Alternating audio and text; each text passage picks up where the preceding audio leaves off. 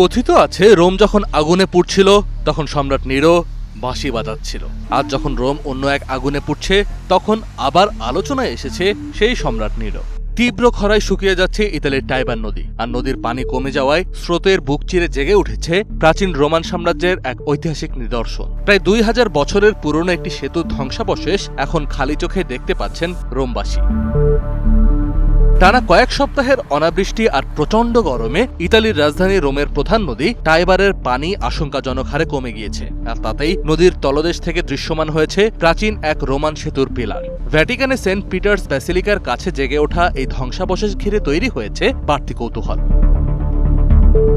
ঐতিহাসিকভাবে এটি নিরো সেতু বা পন্স নেরোসিস নামে পরিচিত। ইতিহাসবিদদের মতে সম্রাট নিরো এই এলাকার সবচাইতে আলোচিত শাসক হওয়ায় সেতুটি তার নামে পরিচিতি পায়। তবে প্রত্নতাত্ত্বিকরা মনে করেন সম্রাট নিরোর ক্ষমতায় আসারও আগে সেতুটি নির্মাণ করা হয়েছিল।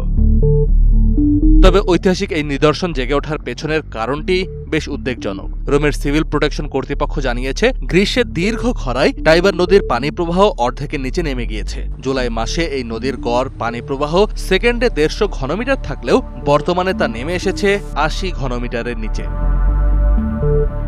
শুধু রোম নয়, ইতালির প্রধান নদী পো সহ ইউরোপের অনেক বড় জলাশয়ই এখন শুকিয়ে যাচ্ছে।